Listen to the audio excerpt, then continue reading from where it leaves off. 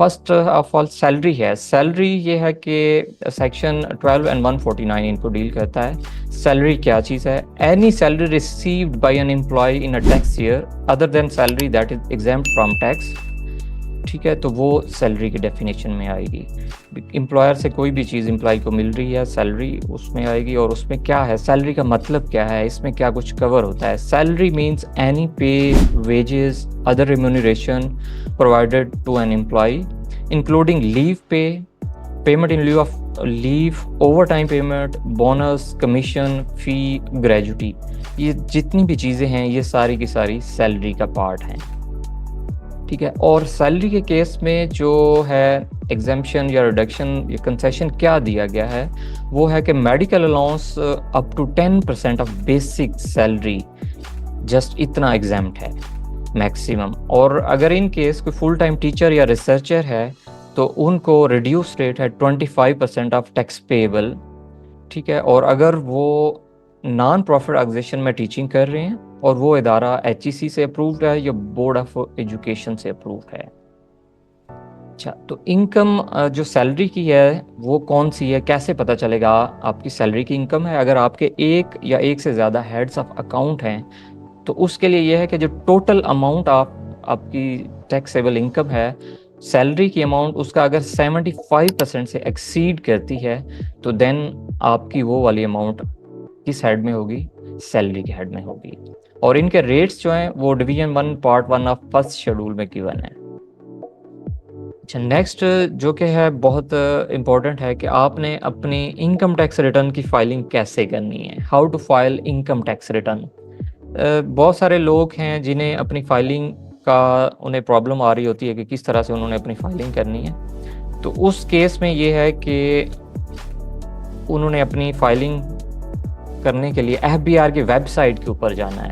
FBR की website पे वो जाएंगे, how to file income tax return की स्लाइड पे अभी हम मौजूद हैं। तो irs.fbr.gov.pk पे जाना है तो ये वाली विंडो ओपन हो जाएगी। अच्छा, जो ही आपने अपनी वर्किंग कंप्लीट की है, अभी हम हेड्स की वर्किंग भी साथ साथ डिस्कस करेंगे कि FBR फॉर्म आपने ओपन करना है या उस पर जाके आप किस तरह से फाइलिंग करेंगे। अच्छा, इसमें फर्दर है कि आपने जो ही इस वेबसाइट पे गए, अच्छा वेबसाइट पे जाने के बाद आपकी जो ये वाली विंडो है, डिक्लेरेशन पे क्लिक कर पे भी आप जा सकते हैं या नॉर्मल रिटर्न पे आपने यहाँ पे क्लिक करना है, नॉर्मल रिटर्न पे। अच्छा, ये जो नॉर्मल रिटर्न है मीन्स कि इस पे जो ही आपने क्लिक किया, अगर कोई सैलरीड पर्सन है तो सैलरी के उस पर भी कर सकता है, मगर बेस्ट रिकमेंडेड ये है कि आप नॉर्मल रिटर्न पे क्लिक करें और उसके बाद फिर आपने क्या करना है कि अपना टैक्स पीरियड सिलेक्ट करना है। टैक्स पीरियड आपने लाजमी सिलेक्ट करना है। अभी जो टैक्स फाइलिंग हो रही है वो 2024 की हो रही है। ठीक है, तो उसमें आपने अपना टैक्स पीरियड को केयरफुली चूज़ कर लेना है। जो ही आपने यहाँ पे लिखा 2024 तो ये हिंट में नीचे आ जाएगा कि टैक्स ईयर आपका कहाँ से स्टार्ट हो रहा है और कहाँ पे एंड हो रहा है। अच्छा, नेक्स्ट हमारे पास सैलरी है। सैलरी के केस में ये है कि हमारी जो इनकम है सैलरी की वो क्या है, मीन्स कि आपकी ग्रॉस अमाउंट ऑफ सैलरी क्या है वो हम यहाँ पे मेंशन करेंगे। और इसी तरह अगर आपका वो मेडिकल अलाउंस है अप टू 10% वो एग्जेम्प्ट है, ठीक है, तो वो आप क्या कर सकते हैं, यहाँ पे एग्जेम्प्ट वाले कॉलम में यहाँ पे आपने मेंशन कर देना है। ठीक है, तो ये जो है आपकी इनकम में से माइनस हो रहा होगा, मीन्स कि आपकी जो ग्रॉस सैलरी है वो ये है और एग्जेम्प्ट जो आपको मिली है मेडिकल अलाउंस की, उसके बाद आपकी नेट सैलरी आ रही है जो कि चार्जेबल टू टैक्स है। Adjustable taxes. अच्छा, जिस तरह हमने देखा कि अभी हमारे जो टैक्सेस थे वो ऐसे थे कि कुछ उसमें एडजस्टेबल आ रहे थे, कुछ उसमें क्या आ रहे थे, फाइनल आ रहे थे। ठीक है, तो वो हमने ना केयरफुली एडजस्टेबल टैक्सेस जो हैं यहाँ पे अपने मेंशन कर देने हैं। मीन्स कि हमने सबसे पहले सैलरी लिखी, एम्प्लॉयमेंट में जा गया, फिर प्रॉपर्टी को डिस्कस किया, इसी तरह को बिजनेस है आपने उस फील्ड में जाना है, कैपिटल को कैपिटल के टैब में डिस्कस किया। तो ये सारे हेड्स जब आपके हो गए हैं तो फिर आपका जो टैक्स की डिडक्शंस हुई हैं उनको आपने लिखना है ताकि आपको उसका बेनिफिट भी मिल सके। तो वो अलाउेबल जो अलाउंसेस हैं वो आपने यहाँ पे देखे हैं, अभी लिख लिए हैं। इसी तरह टैक्स चार्जेबल है वो यहाँ पे आ जाएगा, टैक्स क्रेडिट्स हैं तो इस कॉलम में है। तो यहाँ पे क्या है, एडजस्टेबल टैक्स है। अच्छा, एडजस्टेबल जो टैक्स है वो हमारा ये है कि इसमें रेंटल इनकम पे ऊपर जो टैक्स आपका कैलकुलेट हुआ है 250,000 और हमारा जो टैक्स उन्होंने डिडक्ट किया है वो 45,000 का है, वो हम यहाँ पे मेंशन कर देंगे। और इसी तरह सेल फ़ोन था, उसका मेरा टैक्स एडजस्टेबल अगर है तो उसको भी मैं यहाँ पे मेंशन कर दूँगा। यहाँ पे और भी हैं, इलेक्ट्रिसिटी डोमेस्टिक कंज्यूमर पे अगर आ रहा है तो उस पे भी आप कर सकते हैं। और इसके अलावा मोटर व्हीकल पे है, जो टोकन टैक्स है, वो भी आपका ये एडजस्टेबल टैक्स है। अच्छा, नेक्स्ट है कि what is wealth statement. Wealth statement क्या है? सेक्शन 116 में ये है कि wealth statement total assets and liabilities को कहते हैं ऑन द डेट, जिस डेट को वो फाइल कर रहे हैं। Total assets and liabilities of spouse, minor child and other dependent as on the date. Means कि उसने उसके अपने तो एसेट्स एंड लायबिलिटीज़ हैं ही हैं, और उसने क्या है कि अपने स्पाउस और माइनर चाइल्ड मीन्स कि जिनकी एज 18 ईयर से बिलो है या कोई और डिपेंडेंट्स हैं, उनके नाम पे भी कोई एसेट्स या लायबिलिटीज़ हैं वो भी डिक्लेयर करनी है। अच्छा, any asset transferred by the person to other person. किसी शख्स का एसेट था और उसने किसी और शख्स के नाम पे ट्रांसफ़र किया है, तो ओरिजिनली ये उसका एसेट है, तो इसको भी डिक्लेयर करना ज़रूरी है, ये एसेट्स में उसके डिक्लेयर होगा। अच्छा, इसी तरह total expenditure incurred by the individual, spouse, minor children and other dependent. जिस तरह एसेट्स उसने अपने डिपेंडेंट्स के डिक्लेयर करने हैं, उसी तरह उनके एक्सपेंसेस भी उसने डिक्लेयर करने हैं। और then at the end reconciliation of statement आपने बनानी है। मीन्स कि आपका इनफ्लोज क्या है, आउटफ्लोज मीन्स एक्सपेंसेस क्या हुए हैं, या आपका एडिशन क्या हुआ है एसेट्स में, या डिलीशन क्या हुआ है। उसके बाद आपने वेल्थ कंप्लीट रिकनसाइल करके सबमिट करनी है। अच्छा, नेक्स्ट है who is liable to file wealth statement. किन लोगों ने अपनी वेल्थ स्टेटमेंट फाइल करनी है? Every resident taxpayer. Resident taxpayer हर जो है जो 183 दिन 183 डेज जब वो पाकिस्तान में रहा हो, वो रेजिडेंट है, उसने वेल्थ स्टेटमेंट लाजमी फाइल करनी है। Every member of association of person, AOP का जो पार्टनर है, मेंबर है, उसने भी अपनी वेल्थ स्टेटमेंट लाजमी फाइल करनी है। Any individual directed by the commissioner inland revenue. Commissioner अगर किसी भी इंडिविजुअल को कहे तो उसने भी लाजमी फाइल करनी है। अच्छा, पहले ये सेपरेट होती थी जो वेल्थ स्टेटमेंट की फाइलिंग है, अभी ये इनकम टैक्स रिटर्न के साथ ज्वाइंट कर दी गई है। इसके बगैर इनकम टैक्स रिटर्न की फाइलिंग नहीं होती, मगर लॉ में जो डिफाइन किए गए हैं वो ये लोग। अच्छा, अगर किसी की वेल्थ स्टेटमेंट फाइल हुई है और उसमें कोई एरर्स हैं, कोई ओमिशंस हैं, जिस तरह इनकम स्टेटमेंट में थी, तो वो किस तरह से इसको रिवाइज़ कर सकता है?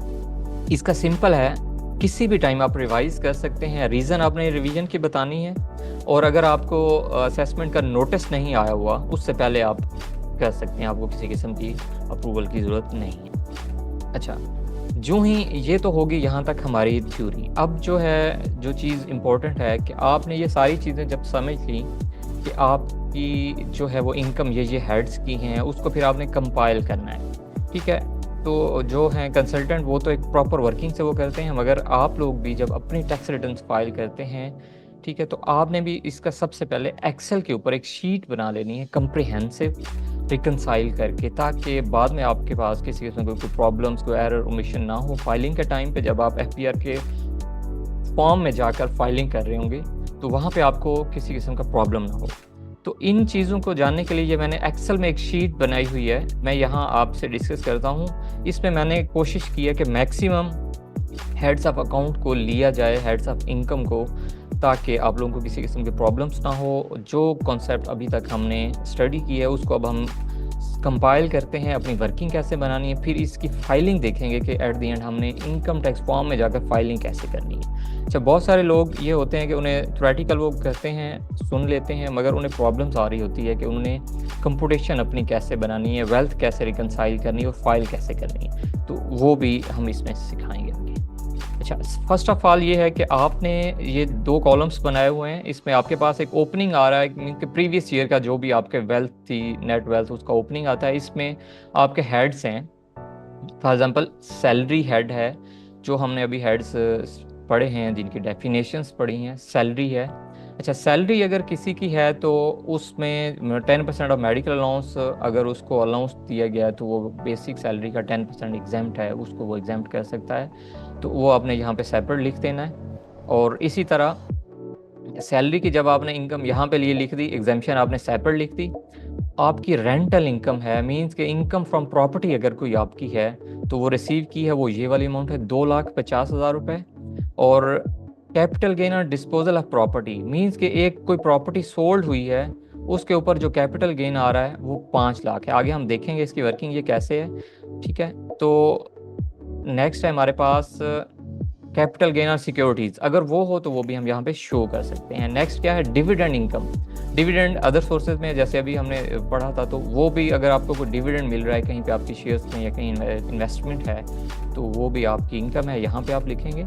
Yield on Behbood certificate, national saving, उसमें आपने बहबूद सर्टिफिकेट्स को लिए हुए हैं, उस पर आपको कोई इनकम आई है तो वो भी आपकी यहाँ पे आ गई।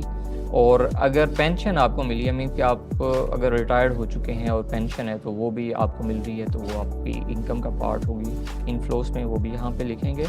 और अगर other than national saving centres में, मीन्स के नेशनल सेविंग बैंक में आपने अदर देन बहबूद सर्टिफिकेट कोई लिए हुए हैं, तो वो भी आपकी उस पर इनकम है, उसको भी आप इसका पार्ट बनाएंगे। और नेक्स्ट है कि प्रॉफिट ऑन डेट, मीन्स कि आपका सेविंग बैंक अकाउंट है, आपने जो बैंक में अपना अकाउंट रखा हुआ है, करंट नहीं है, सेविंग है, उस पर कोई आपको प्रॉफिट मिल रहा है, तो वो भी आपकी इनकम का पार्ट है।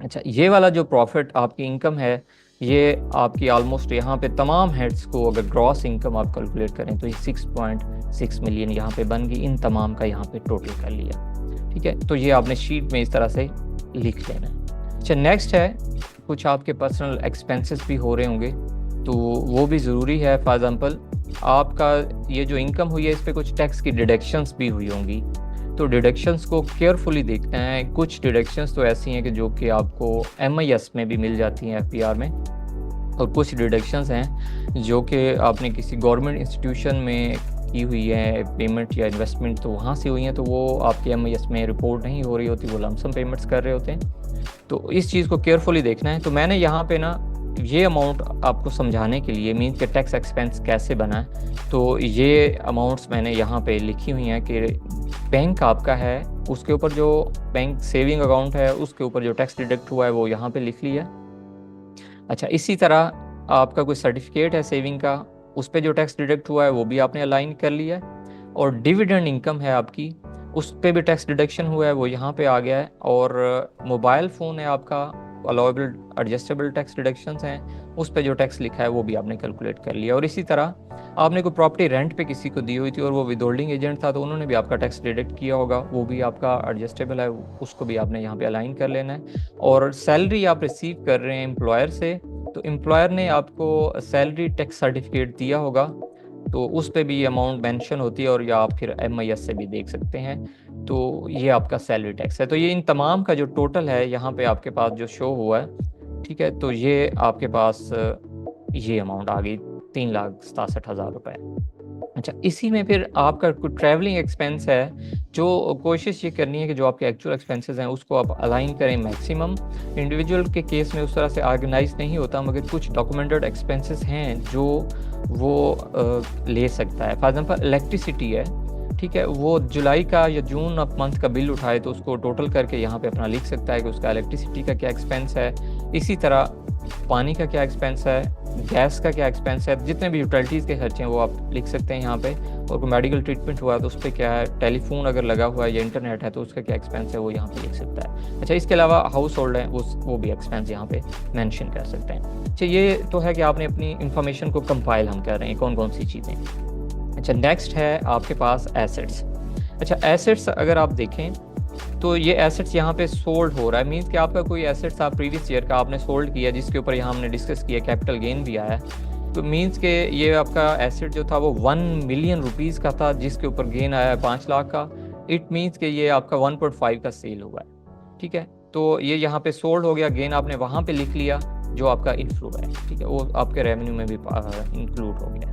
अच्छा, नेक्स्ट है आपके कोई प्रॉपर्टी आपकी है वो इनहेरिटेंस की आपको मिली है, तो उसको आप इनहेरिटेंस उसमें भी शो कर सकते हैं विदाउट मेंशनिंग उसकी वैल्यू, क्योंकि उसकी कोई वैल्यू अभी आपको नहीं मिली, मगर जब कल आपको सोल्ड करते हैं उस पर कैपिटल गेन कैलकुलेट होगा कि जिस डेट को आपको इनहेरिटेंस प्रॉपर्टी मिली है उस डेट को उसकी फेयर मार्केट वैल्यू क्या थी, और आज आप अगर सोल्ड कर रहे हैं तो उस पर कंसिडरेशन आपको क्या रिसीव हुई है। तो sale price minus fair market value जो भी आप असेस को करेंगे, उस पर जो प्रॉपर्टी वो आएगा वो आपका क्या होगा, वो गेन कैलकुलेट होगा। अच्छा, इसी तरह आपका कोई रेजिडेंशियल प्रॉपर्टी है जिस पे आप रह रहे हैं, वो भी आपने तमाम एसेट्स को यहाँ पे आपने डिक्लेयर करना है।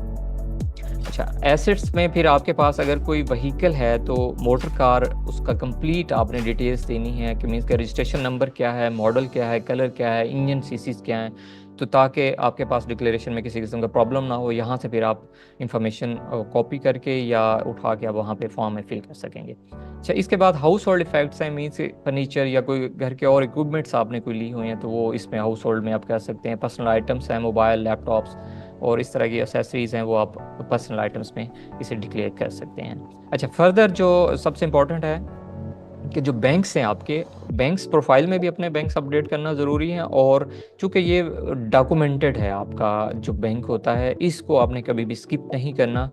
बैंक कंप्लीट डिटेल्स और जो उसका एक्चुअल बैलेंस है 30 जून का, वो आपने यहाँ पे शो करना है, मेंशन करना है, ताकि आपकी स्टेटमेंट्स के साथ ये रिकनसाइल हो। और इसी तरह आपके कुछ सर्टिफिकेट्स हैं आपने लिए हुए हैं, वो आपके एसेट्स उसमें आते हैं, उनको भी आपने सर्टिफिकेट्स नंबर के साथ, कौन सा सर्टिफिकेट है, उसकी टाइप क्या है, तो कंप्लीट डिटेल आपने मेंशन करनी है। अच्छा, इसके अलावा कोई और एसेट है आपका, वो भी आप यहाँ पे शेयर कर सकते हैं।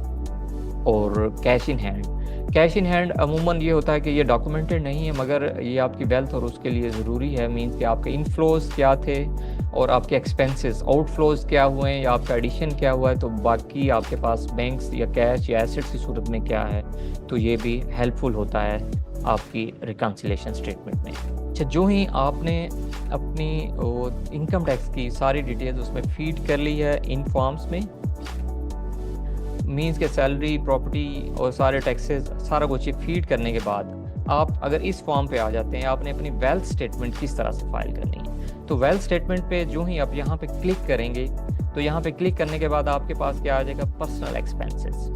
पर्सनल एक्सपेंसेस के जो ही इस टैब पे आप क्लिक करते हैं, तो ये जो विंडो आपके सामने यहाँ पे ये शो हो रही है, ये अपीयर हो जाएगी। अच्छा, इसको कैलकुलेट करने के लिए ना मैंने यहाँ पे एक वर्किंग शेयर की हुई है। मीन्स के जो हमने समरी में देखी थी कि आपके पर्सनल एक्सपेंसेस कौन से हैं, मीन्स के टैक्सेस कितने आपके पे हो चुके हैं, ट्रैवलिंग, इलेक्ट्रिसिटी, ठीक है, और मेडिकल, टेलीफोन, हाउस होल्ड या कोई और इस तरह के जो भी आपके पर्सनल एक्सपेंस हैं वो कितने हुए हैं, वो आपने अपनी शीट बना लेनी है और इनको इन फॉर्म्स में फीड कर देना है। मीन्स के रेंट को रेंट के कॉलम में फीड कर देना है, और ट्रैवलिंग है तो आप यहाँ पे उसको लिख देंगे अमाउंट्स को, और इसी तरह जो यूटिलिटीज़ एक्सपेंस हैं जिस भी हेड के हैं यहाँ पे करने हैं। तो सेम जो आपने ये वर्किंग बनाई है, यहाँ से आपने मैच करते हुए कर लेना है, और आपकी जो टोटल अमाउंट है इसकी और इसकी मैच होनी चाहिए। मीन्स के जो पर्सनल वर्किंग आपकी एक्सेल की थी या आपकी पर्सनल वर्किंग ये थी, तो वो दोनों आपकी मैच होनी चाहिए। ठीक है, इसके बाद नेक्स्ट आपके पास है पर्सनल एसेट्स एंड लायबिलिटीज़। जब पर्सनल एसेट्स जो हैं, वो आपकी एसेट्स की जो डिटेल है वो आपने हर साल अपडेट करनी है। मींस कि आपने कोई property during the year sold की है या ड्यूरिंग द ईयर आपने कोई प्रॉपर्टी परचेज़ की है, तो वो आपने इस फॉर्म में अपनी जो भी एसेट्स की डिटेल है उसमें अप टू डेट रखनी है। ठीक है, ताकि आपके पास किसी किस्म का ये ना आए कि ये अनडिक्लेयर्ड प्रॉपर्टी थी, तो उस अनडिक्लेयर्ड प्रॉपर्टी का जो सेल प्रोसीड होगी वो 100% आपके टैक्स में चली जाएगी, उस पर फिर आपको हायर टैक्स देने पड़ेंगे। ठीक है, और कंसीलमेंट में और उसमें भी जाएगा। तो इन चीज़ों को अवॉइड करने के लिए आपने प्रॉपर ये एक वर्किंग बना लेनी है। मीन्स कि जब आपकी प्रॉपर्टी सोल्ड हो रही है तो वो भी आपने लिख लेना है किस साल में है। ठीक है, और इनहेरिटेंस है तो उसमें भी डिस्क्रिप्शन में आप मेंशन कर सकते हैं इस तरह, और आपने अपनी गाड़ियों की व्हीकल्स की जो डिटेल है वो सारी, अच्छा, ये वाली सारी इंफॉर्मेशन इसी फॉर्म में आपने मेंशन कर देनी है। ठीक है, तो मीन्स कि आपका कोई जो बैंक अकाउंट है वो आपने कहाँ पे फीड करना है। उसी तरह ये प्लस के बटन पे क्लिक करेंगे, जिस भी हेड में आपने इन्वेस्टमेंट की हुई है या जो भी आपका एसेट है, तो उसमें फिर एसेट्स की डिटेल आ जाएगी। मीन्स कि प्रॉपर्टी आप ऐड करना चाह रहे हैं तो प्रॉपर्टी के टैब पे क्लिक किया तो ये विंडो ओपन हो जाएगी। इसमें आपने प्रॉपर्टी की इन्फॉर्मेशन लिखनी है, उसकी कंटेंट डिटेल्स लिखनी है कंप्लीट, और देन उसकी वैल्यू यहाँ पे मेंशन कर देनी है। तो सिंपल है, इतना कॉम्प्लिकेटेड फॉर्म नहीं है, काफ़ी हद तक आहिस्ता आहिस्ता ग्रेजुअली जो है एफटीआर इसको रिफाइन करता जा रहा है। अच्छा, जो ही आपने अपने बैंक अकाउंट यहाँ पे लिख दिए, ठीक है, फ़ंड लिख दिया और आपका बैंक अकाउंट आ गया। ठीक है, आपकी नेशनल सेविंग है या बहबूद सर्टिफिकेट्स हैं, उनकी ये अमाउंट्स यहाँ आपने मेंशन कर दी। इसके बाद क्या है, आपकी मोटर व्हीकल है नॉन बिजनेस, वो भी आपने प्लस के बटन पे क्लिक करेंगे और आपने उसकी मोटर की कंप्लीट डिटेल्स यहाँ पे शो कर देनी है, पेस्ट कर देनी है या टाइप कर देनी है, जो आपको कन्वीनियंट हो। और इसके बाद अगर आपके पास कोई प्रीशियस पोजेशन है, कोई गोल्ड या बाकी चीज़ें हैं आपके पास, तो वो भी आप यहाँ पे डिक्लेयर कर सकते हैं। हाउस होल्ड इफ़ेक्ट्स हैं, मीन्स कि कोई आपकी पर्सनल चीज़ें हैं, फर्नीचर, फिक्सचर या कोई और हैं आपकी डोमेस्टिक यूज़ की चीज़ें आपने बाई की हैं, तो वो भी आपका एसेट है, वो भी आप यहाँ पे यूज़ डिक्लेयर कर सकते हैं। और अगर आप बिज़नेस इंडिविजुअल हैं तो उस केस में भी कर सकते हैं, और अगर आप सैलरीड इंडिविजुअल हैं तो उस केस में भी आपने ये एसेट्स की डिटेल लाजमी डिक्लेयर करनी है। अच्छा, नेक्स्ट है फिर आपका पर्सनल आइटम्स हैं। जिस तरह ये यहाँ पे जो हमने वर्किंग की थी सेम वही है, उससे मैच भी ये हो जाती है हमारी। अच्छा, इसमें फिर कैश जो है वो नॉन बिजनेस का जो कैश है वो आपने यहाँ पे लिख देना है। मीन्स केयरफुली देखना है कि आपका कोई एसेट ऐसा तो नहीं है जो स्किप हो गया हो, ठीक है। इसको अच्छी तरह देख के ये आपने इंफॉर्मेशन यहाँ पे फीड करनी है, और ये वाली अमाउंट आपकी आपस में भी रिकनसाइल होनी चाहिए। ये एफबीआर के पोर्टल में आपकी अमाउंट शो हो रही है और यहाँ पे ये हो रही है, तो ये आपके एसेट्स आपकी वर्किंग और आपकी एफबीआर के फॉर्म के साथ रिकनसाइल हो गए हैं, ठीक है। नेक्स्ट हमारे पास है वेल्थ रिकन्सिलेशंस। अच्छा, वेल्थ की जो रिकन्सिलेशंस हैं ये इसी तरह है कि आपके पास जो एसेट्स हैं करंट ईयर के वो कितने हैं, और प्रीवियस ईयर के एसेट्स आपके पास कितने आ रहे थे। मींस कि ये रिकन्सिलेशन है, आपके पास ओपनिंग बैलेंस आ गया लास्ट ईयर के एसेट्स का ये है और करंट ईयर का ये है, इसमें इंक्रीज या ये डिक्रीज हुआ है, तो ये आप जब ये फॉर्म को फिल करेंगे तो सिस्टमेटिक तरीके से इसने खुद ही माइनस कर दिया है, ठीक है। अच्छा, इसमें फिर इनफ्लोज हैं, आउटफ्लोज हैं, और रिकनसाइल्ड अमाउंट है या अनरिकनसाइल्ड है। मींस के आपके पास ओपनिंग एसेट्स क्या थे और आपके पास जो इनफ्लोज हुए हैं इस साल वो कितने हैं, वो आपके इनफ्लोज यहाँ पे आ गए हैं। फॉर एग्जांपल नॉर्मल टैक्स यहाँ पे था, आपने नॉर्मल टैक्स नॉर्मल के टैब के अंदर इंटर करना है, और जो एग्जाम्ड इनकम है वो आपने एग्जाम्ड के फॉर्म में लिखनी है, और इसी तरह जो फाइनल टैक्स को चार्ज हुई है वो आपने सेपरेट लिखनी है। और जो इनफ्लोज हैं वो आपके इनफ्लो से मैच हो जाएं। 6.6 मिलियन जो शीट हमने एक्सेल में बनाई हुई है वो वर्किंग के लिए, ताकि हमारे पास किसी किस्म का कोई वो प्रॉब्लम ना हो। अच्छा, इसके बाद फिर आउटफ्लोज हैं, मींस के जो आपने एक्सपेंसेस वाली शीट में यहाँ पे लिखे थे पर्सनल एक्सपेंस वाले टैब के अंदर, वो सिस्टम ये ऑटोमेटिक वहाँ से उसने ये फैच कर लिए हैं, उठा लिए हैं। यहाँ पे आपने जो इन्फॉर्मेशन लिखनी है सिर्फ आपने वो ये वाली इन्फॉर्मेशन लिखनी है, ठीक है। तो इस इंफॉर्मेशन को जो ही आप यहाँ पे लिखेंगे, इसके बाद आपकी ये रिकन्सिलेशन शो हो जाएगी। अगर किसी किस्म का कोई उसमें प्रॉब्लम आ रहा है तो यहाँ पे अनरिकनसाइल्ड अमाउंट में वो शो हो जाएगा, ठीक है। तो अनरिकनसाइल्ड में अगर कोई डिफरेंस है तो आपकी कोई कहीं पे कोई मिस्टेक है या कोई एरर है, उसको केयरफुली देख लें और इसको रिकनसाइल करके फिर आपने इस फॉर्म को जो है वो सबमिट करना है, ठीक है।